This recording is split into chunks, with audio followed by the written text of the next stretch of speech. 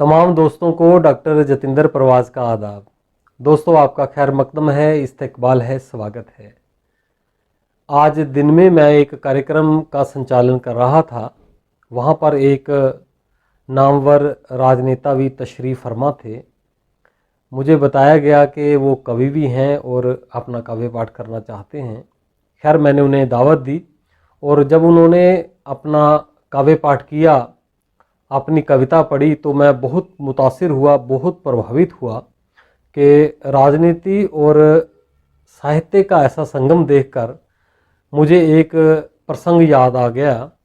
वो घटना मैं चाहता हूँ कि मैं आज आपसे बांटूं। साहित्य और राजनीति का दोस्तों जो ताल्लुक़ है वो चोली दामन का है।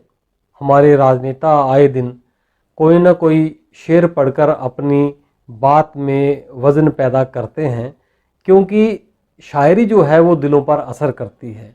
वो घटना, वो प्रसंग मैं आपसे बांटूं उससे पहले मुझे दो चार शेर याद आ गए। राजनीति पर और सियासत पर हमारे शायरों ने बहुत खरी खोटी कही है, ऐसा कहना चाहिए। समाज में जो बुराइयां, जो कुरीतियां, जो बेतरतीबियां शायर को नज़र आती हैं, कवि को नज़र आती हैं, कभी उस पर व्यंग करने से नहीं चूकता। दुष्यंत कुमार कहते हैं कि कहाँ तो तय था चरागा हर एक घर के लिए। जब इच्छाएं या जो वादे हैं राजनेता पूरे नहीं करते, तो ये शेर वाकई में वहाँ फिट बैठता है। समाप्त कीजिए कि कहाँ तो तय था चरागा हर एक घर के लिए, कहाँ तो तय था चरागा हर एक घर के लिए, कहाँ चिराग मयस्सर नहीं शहर के लिए। हालांकि दुष्यंत कुमार ने बहुत नरमी से ये बात कही है, लेकिन मुझे इर्तिजा निशात का एक शेर याद आता है।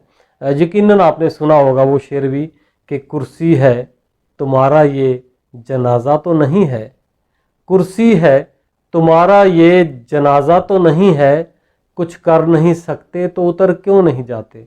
हमारे शायर तंज करने से बिल्कुल बाज नहीं आते। आप शेर सुनिए। एक हमारे दौर के एक शायर शकील जमाली का मुझे एक शेर याद आता है। शकील जमाली कहते हैं, तबाह कर दिया अहबाब को सियासत ने, तबाह कर दिया अहबाब को सियासत ने, मगर मकान से झंडा नहीं उतरता है।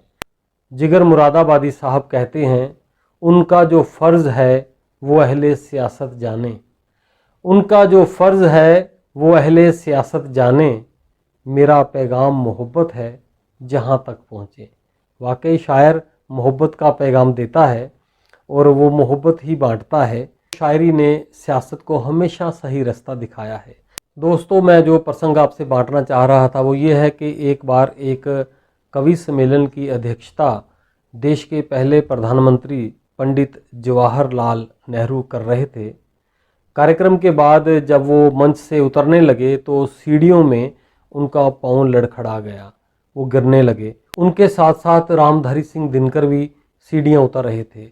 रामधारी सिंह दिनकर वही जिन्होंने उर्वशी, रश्मिरथी और संस्कृति के 4 अध्याय जैसे सशक्त काव्य की रचना की है।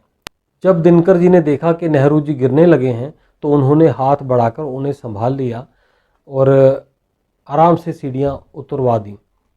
नेहरू जी ने उनको कहा कि दिनकर, आज तुमने मुझे गिरने से बचा लिया। तो रामधारी सिंह दिनकर ने जो बात कही वो एक कोटेशन बन गई। साहित्य की दुनिया में इस कोटेशन का बहुत जिक्र होता है। इस घटना का बहुत बार बहुत लोगों ने जिक्र किया। आज मेरा भी जी चाहा कि मैं ये घटना आपसे बांटूं।